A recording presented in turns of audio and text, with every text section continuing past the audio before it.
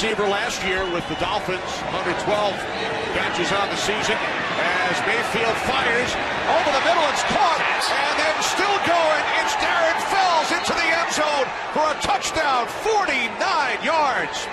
The first NFL touchdown. And that's where we start this week with Baker Mayfield going up against that terrible Bengals defense. They couldn't stop Lamar Jackson last week, and in the 3 weeks prior, gave up 500 yards of total offense. I think Baker Mayfield has a huge afternoon against the Bengals in the All-Ohio matchup this week. Expect Jarvis Landry and David Njoku to have a big game as well. You then got DJ Moore, who busted out yet again last week. I expect big things for him this week from Cam Newton against Seattle. Seattle is certainly vulnerable. We saw that last week in their Thursday night matchup against Green Bay. I expect big things from the rookie, DJ Moore. Then you got Jameis Winston. Yep, that Jameis Winston. Back as the starter and against a terrible defense in the 49ers that's almost as bad as Tampa Bay. In a game that should have plenty of points, whether it's the 49ers or the Bucs scoring them, Winston's going to be the quarterback.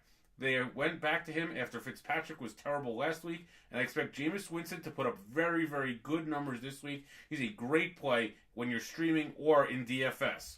Then you got Sony Michel. Another week off the injury, another week to rest in a bye week, going up against a Jets team that is simply terrible against the run. Even LaShawn McCoy found the end zone in their last game, that huge blowout loss at home to the Bills. Expect big things from Sony Michel. With Gronk back, things should open back up for the Patriots in the rush game and the passing game. So Sony Michel is certainly someone I'd have my eye on, looking to play in all formats this week. Some other guys to certainly start this week. You got Traquan Smith back at home for another game against the Falcons. You got Calvin Ridley, who lit up the Saints in their earlier matchup this year. You got Lamar Jackson coming off a huge game last week, gets the Raiders this week. And you got Cameron Brate back in the starting lineup with O.J. Howard on IR. But of course, there are guys to bench. And on top of that list is Adrian Peterson. No Alex Smith. So what does that mean? Colt McCoy under center. They have no talent at wide receiver right now, and the Dallas Cowboys are going to key on Adrian Peterson. I just don't see him having a successful afternoon, and in all formats, he's someone I'd bench.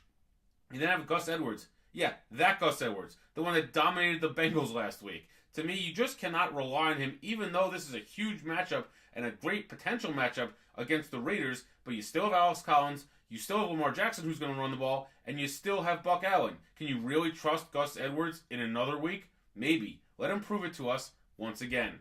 And then other guys to bench, I like all those guys that are in Chicago's lineup to be benched this week. With no Mitchell Trubisky and Chase Daniel under center, can you really trust any of them? Juju Smith-Schuster has a very, very tough matchup in Mile High against the Broncos. You also have Doug Baldwin, who, yes, he scored last week. Now he goes against a much better Carolina defense. And all the Tennessee skill players are guys I take a look at benching this week, especially if Marcus Mariota is out this week. Remember, no all-out blitz this week, but find me on Twitter, on Facebook, on Instagram.